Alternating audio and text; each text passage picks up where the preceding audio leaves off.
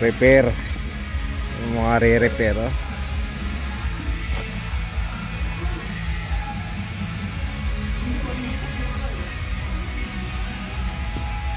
Eh, mga nire-repair namin ngayon, oh. Bali, isa saan yung pinaka-ibabaw. Hindi buo, pero marami. Ayan, pinamarkahan nila yun.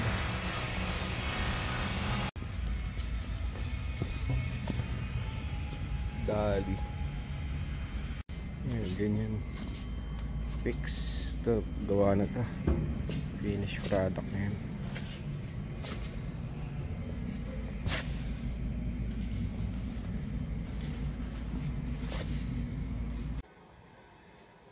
Kamusta na guys? Ayan, kakauwi ko lang from work. Ayan, naka-uniforme pang ako. Ayan, pagdating ko tulog siya eh. Sarap tulog? Pagod? Ayan, talaga nanibago pa rin siya eh. Tsaka pagdating dami nilang ginagawa sa trabaho eh. Yung mga nire-repair. Mas mahirap pa yun kaysa sa bago eh. Kasi aayusin mo talaga eh. Ang hirap pa nun, papasok siya ng weekend. Ganyan talaga. So parang extra araw pa, mas mahaba. Pati nga Remembrance Day, may pasok kami. Pero ililipat na lang yung holiday na ano, not 2. Christmas. Sa Christmas ba? Sa 2. Sa 2. So ayun, eh, lalo ngayon malapit na naman ang mga holiday, magpapasko. Usually ganyan ba talaga busy kayo? Hindi masyad? Alin? Pag malamig na? Pag malamig na busy na. Sa bagay o nga pala, kasi doon nga pala yung time na nakakaawa yung mga kababayan natin sa Cebu eh. grabe nga eh. Grabe yung nangyari doon. Dami yung lalo makikita mo yung mga bahay, yung mga sasakyan, patong-patong, no? Daming namatay. 188 na. Hindi pa tapos. May mga nawawala pa, 100 something pa nawawala. Kaya nga. Yan yung mga pagkakataon na lalo ka maiinis doon sa mga flood control na yan. Mga politiko na ano. Na nakuraot na imbis na sana nagawa ng maayos. Mas naiwasan sana yung mga ganyang pangyayari. Tapos pagtatakpan pa ng mga iba. Kaya nga sabi ko sa inyo, mas matindi pa sa mga mamamatay tao yung mga nangunguraot na yan. Kasi yung epekto niyan, hindi mo nga direktahan na makikita, pero syempre lilitaw yung ano yung rason bakit nangyayari yung mga ganun. Sa ganyan, halos lahat nga hindi nagagawa ng maayos. So pagka talagang umulan, todo buhos at hindi nagawa ng ano yung mga kababayan natin. Tsaka walang pinipili yung mga ganang sako na eh. Sako na, mayaman, mahirap. Kita mo nga iba, syempre iba doon, yung lalaki ng bahay. Wala. Hindi mo masabi kung ilang taong pinag-ipunan nyo para makapagpatayo tapos magkakaganyan, di ba? Maawa ka talaga. Hirap na ng buhay, lalo pa humihirap pagka nangyayari yung mga ganyan. Tsaka minsan, bago magpasko talaga, may mga nangyayari ngayon sa Pilipinas. Yung mga malalakas na mga bagyo. Lindol, bagyo. Yun nga, di ba? Halos kakaano lang ng lindol sa Cebu. Ngayon naman, yung ganyang baha. Sobra. Nakakataas. Ayun, ako yung nagluluto actually. Kadarating. Hindi pa ako nagluluto pala. Piniprep ko pa lang. Ayan. Gagawa ako ng hummus. Tsaka shawarma na rice. Lalagyan ko ng beef. Ito yung madali ang lang naman. Recipe. Hindi siya yung komplikado na magro-roast ka pa ng beef. Tapos, yan. Nagsalang na ako ng basmati rice. Ano lang to, nilagyan ko ng turmeric at saka konting salt. Tapos ito naman, chicken wings. Pinaraboil ko lang siya kasi bukas pang bao naman nila to. Para bukas ang umaga, prito na lang. Ito pala yung Gobi light na yun, laki na bit nila nung nakaraan. Kasi natanggal na namin mga halaman dyan last time, di ba? Ito na pala natira, yung mga usual na nasa harapan na halaman namin. Natin ilaw, yan. Pero ito hindi na namin tinanggal sa lalagyan para mas mabilis siya pag dinidiligan.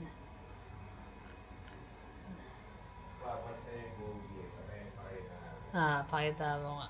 Pinapakita ko na yung halaman eh. Kasi ito na yung na-setup namin nung nakaraan. So ito, mga usual talaga nandito. Ayan, namumulak-lak yung mga lead tops namin.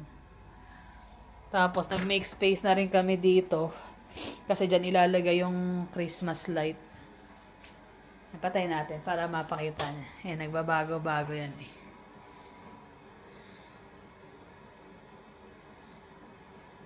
Lalo sa labas, ang ganda tingnan yan.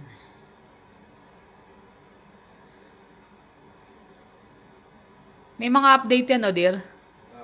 May update siya, kaya nagkakaroon siya mga bagong ano eh. Meron siyang pang Halloween, may pang Christmas, may pang Valentine's.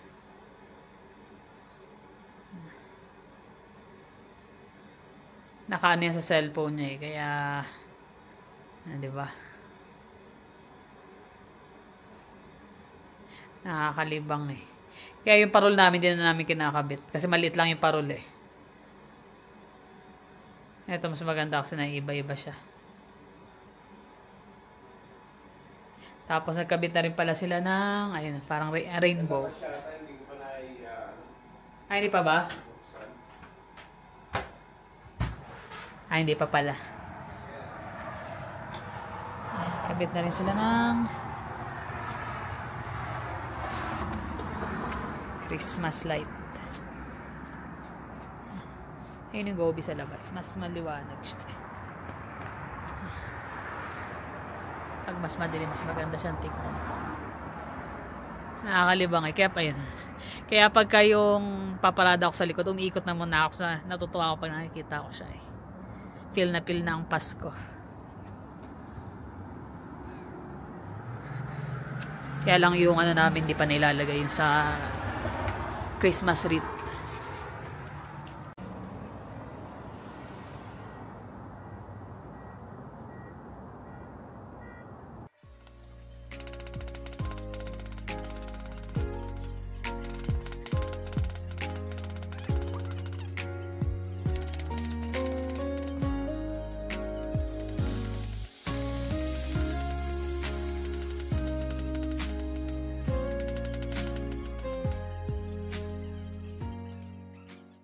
Ito pala yung hummus. Meron ako malit na food processor, chopper. Naglagay lang ako ng chickpea, yun nasa lata. Tapos konting garlic, konting salt, cumin, pepper. Tapos konting kalamansi. Wala kasi akong lemon extract eh. Tapos supposed to be dapat may paprika. Pero wala akong paprika eh. So okay na. Tapos blend lang. Para pang side lang natin yan. Yung iba kung gusto lang ano rin yung veggie dip, pwede tong hummus. So, madali lang naman siyang gawin.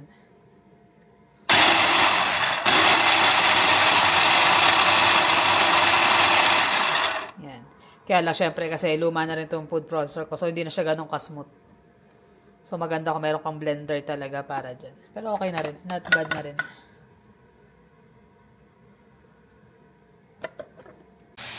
Tapos, yan pala yung beef ko. Ano to, sliced beef lang itong ginamit ko. Nilagyan ko siya ng cumin, garlic, granulated onion, paprika wala na. Kaya inanuhan ko na lang ng chili powder. Para may konting hanghang. Tapos, ito yung ano nila, yung yogurt sauce. Yogurt garlic. So, nag-chop ako ng garlic. Tapos, plain yogurt, konting honey, salt, at saka calamansi extract. Tapos, hayaan ko lang mag-infuse yung lasa ng garlic. Tapos, i-strain ko para walang buo-buo.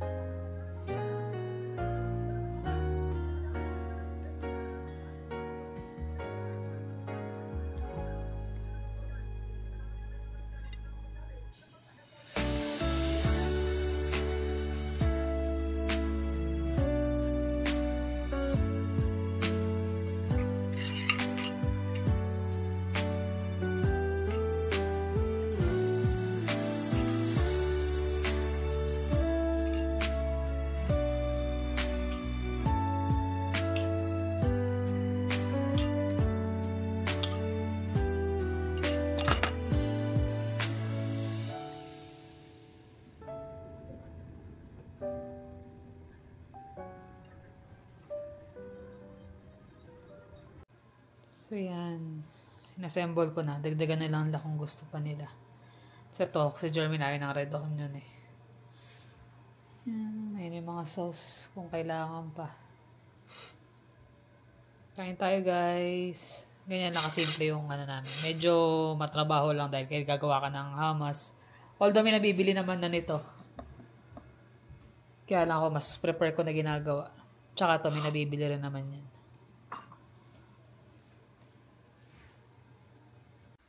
Yan. Kain na. Kanya-kanyang pwesto. Yung magkuya madalas yan doon. Nakapwesto sa may kabila. Kami naman dito. Jeremy ayaw pakita eh. Wala kasing t-shirt. Yun. Ano na. Nalamig ka pa. Nalamig ako eh. Kaya nagano kami.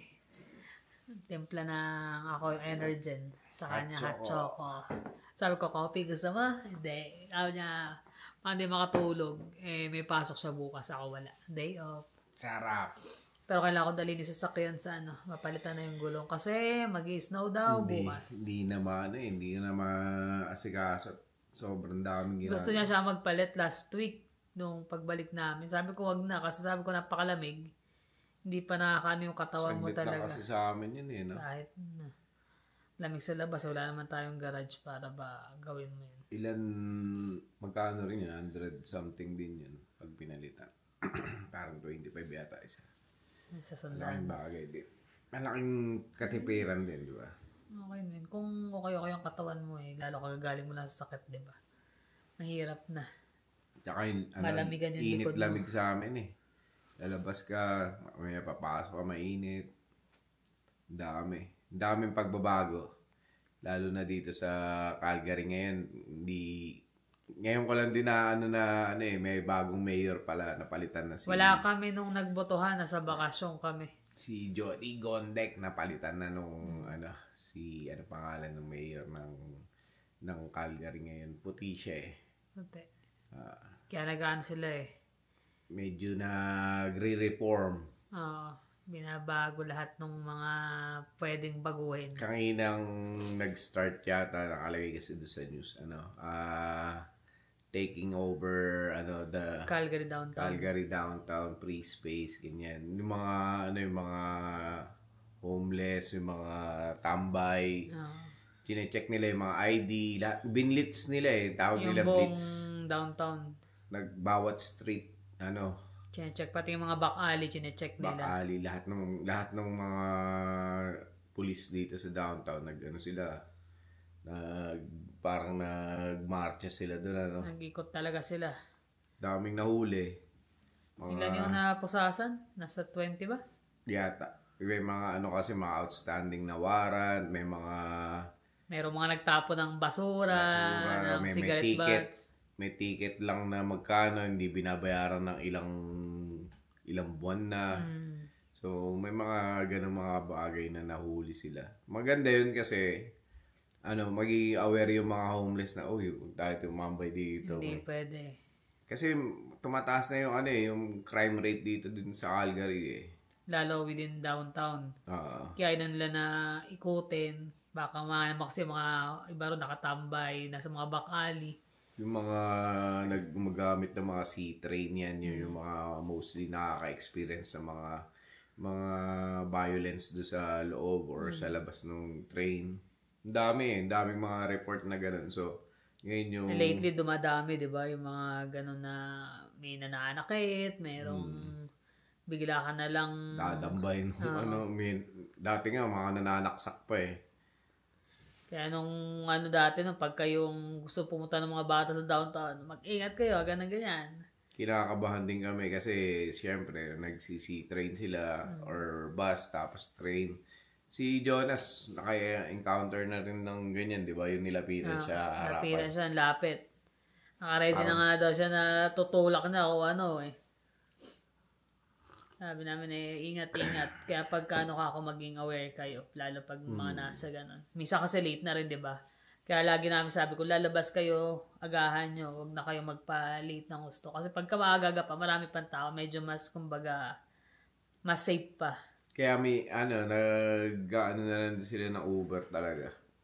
Mostly, no? Most of the time. Kalanganing oras na. Hindi na sila nag-train or bus or Uber na lang para sabi ko nga kahit medyo mahal, at least safe sila. Mas sigurado sila rin na okay sila. Tapos may may lumabas na warning no a couple of days ago na ayo nga. Yung yung mga nandoloob. Check daw mabuti. Nagbe-break in kasi may mga nakita sa camera na tinatry nila magbukas ng mga pintuan. Nag-check sila kung baka nakalimutan nyo na ilock yung front door or back door. Kaya nagsabi sila na i-check daw pati mga sasakyan kung nakalock. Kasi meron mga nag-iikot nga. Tinitignan kung nakabukas o ano. At least yung government ng particularly dito sa Calgary medyo mas sila. Hindi nila sinasabi or yung mga police dito na hindi nila sinasabi. Iwanan nyo na lang yung susi nyo sa labas kagaya sa Toronto, diba? Sa Ontario. Iwanan nyo na lang yung susi nyo sa labas or iwanan nyo na lang yung mga valuable nyo ganyan. Iwanan yung bukas yung sasakyan nyo para kung may kailangan sila, hindi na nila babasagin or kukunin na lang nila. Bakit gano'n na mo, diba? Isasabihin mo, ano pa silbi ng police nun? Diba? Ano pa silbi nyo? Di wag na. Kaya dito kahit pa paano may warning sila na yan. Double check nga yung mga pinto. Tapos naalala ko nun before kami umuwi, may mga naging incident nga na nilooban, nanlaban yung isang tatay. Nabugbog niya yung yung pumasok, pero meron ding instance na after 1 week yata may nilooban din kaso may baril yung nabaril niya yung tatay napatay.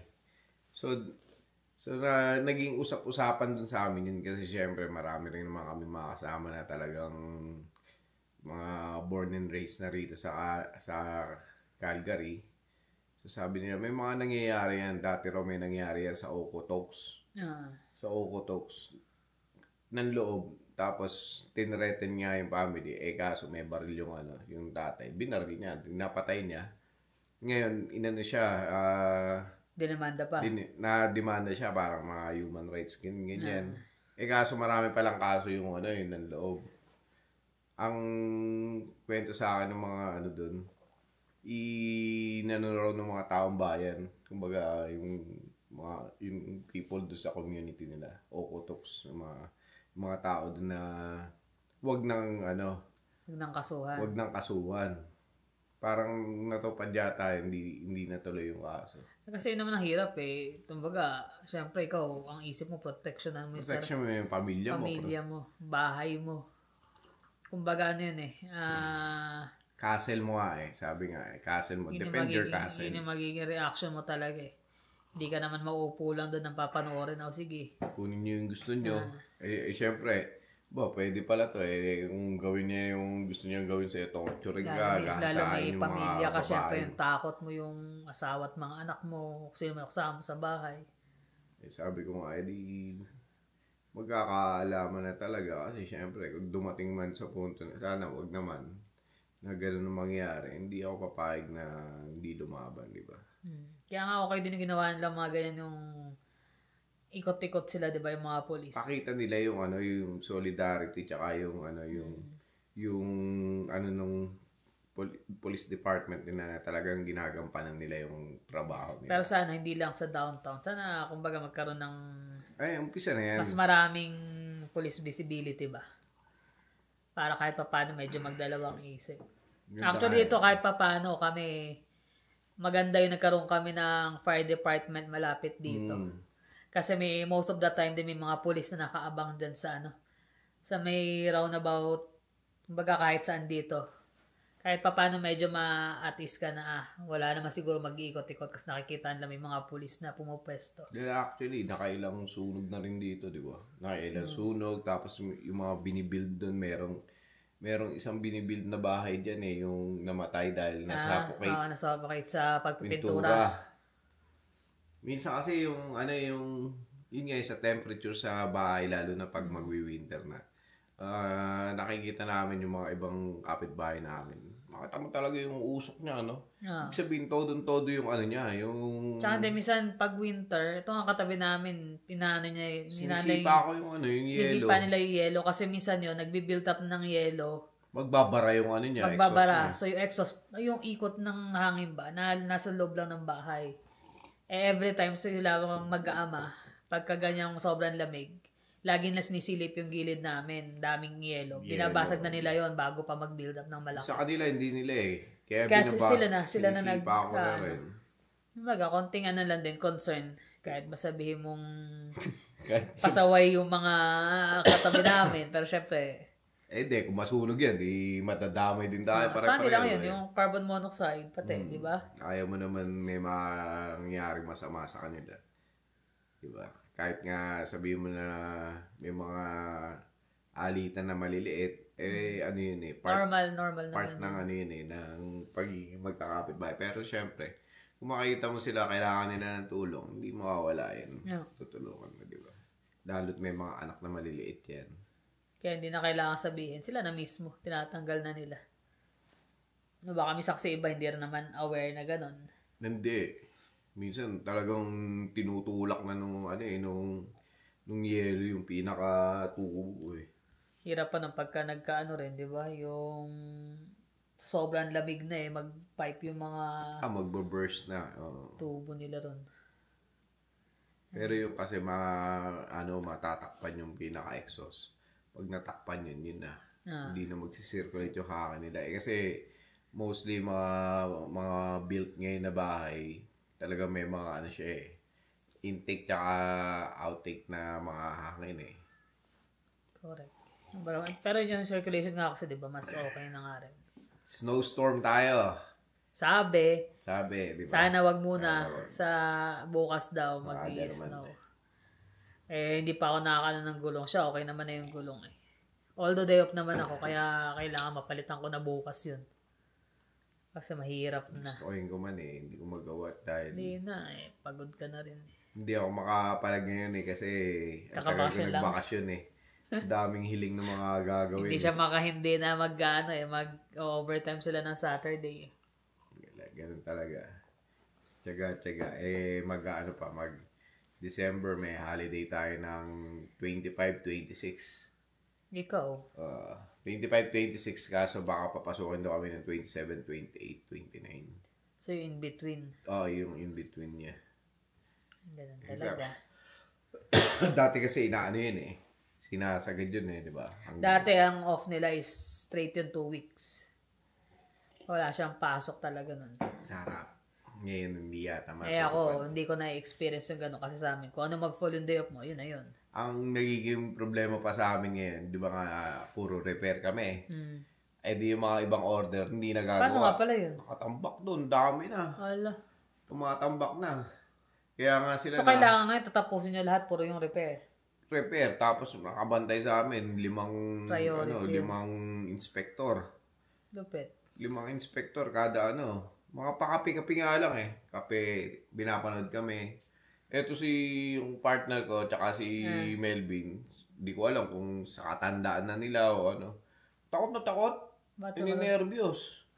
Hindi malaman kung parang nervous natataranta sila, ganyan. As long as ginagawa mo naman yung trabaho mo ng ayos, ba't ka na nervous, di ba?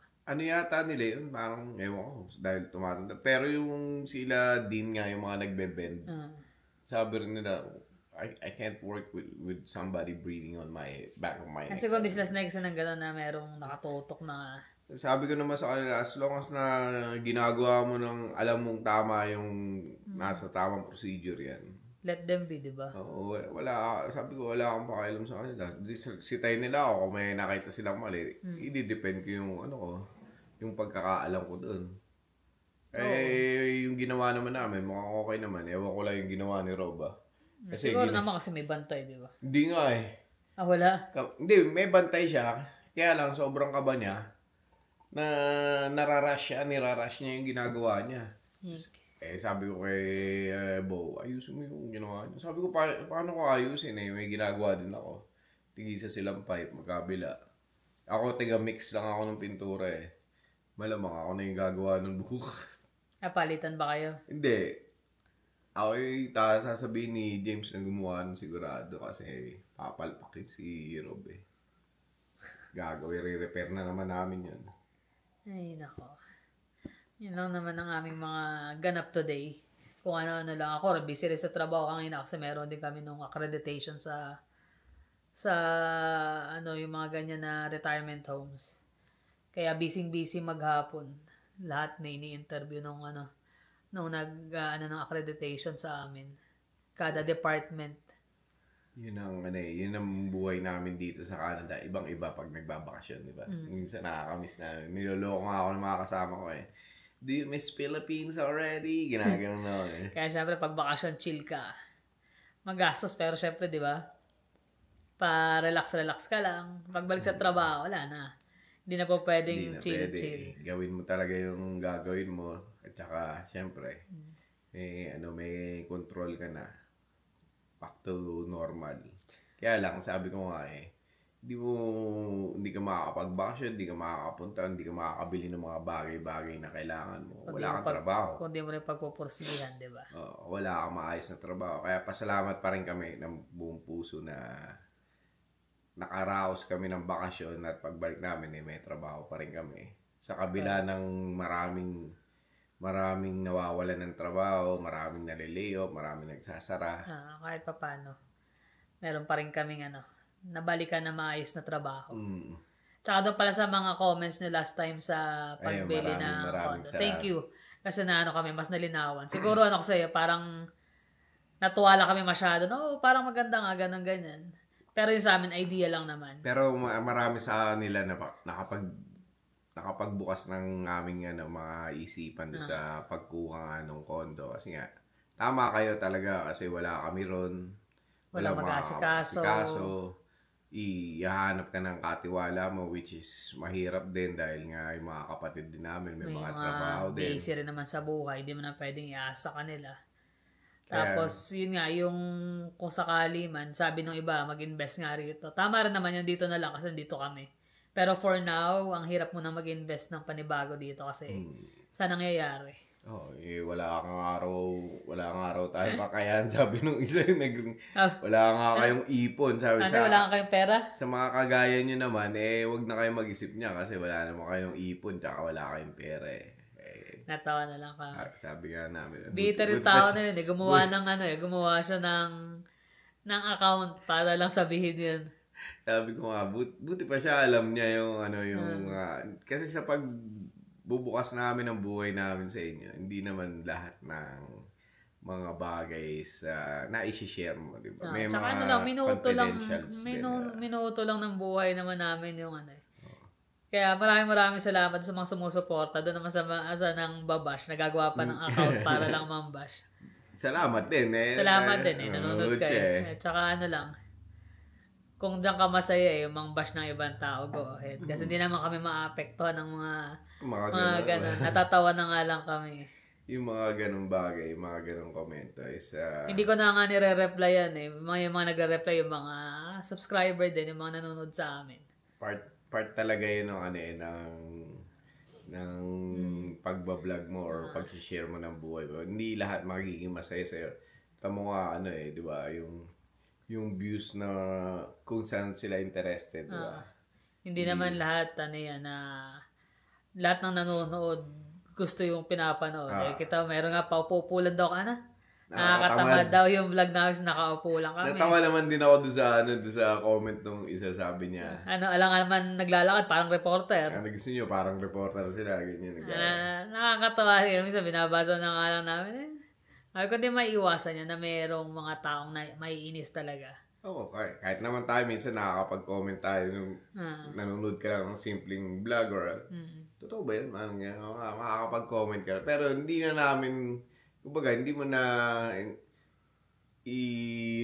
itatype pa o sasabihin sa publiko yung comment. May mga tao lang talaga siguro kasi na kaligayahan nila na manginis o kung ano man. Pero hindi naman kami maiinis sa mga ganun-ganun lang. Tanda ba naman na natin ito? Sobrang dami na namin pinagdaanan sa buhay. Papatalo ba doon sa mga ganun ng babash? Normal yun kasi nga, dahil nga, nagbablog kami.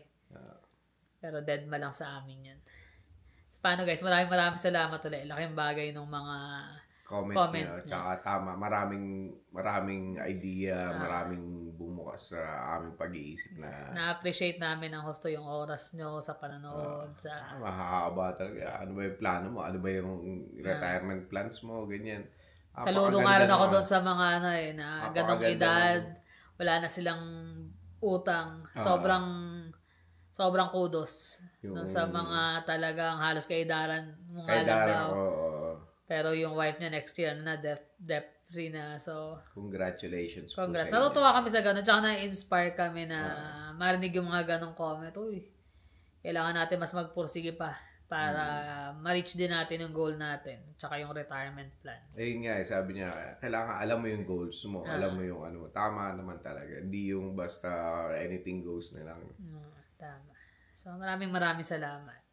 Kami magpapaalam na rin kasi humahaba na yung aming chika. Thank you guys. Ingat kayo lagi. Ingat lagi. See you on the next vlog. Bye.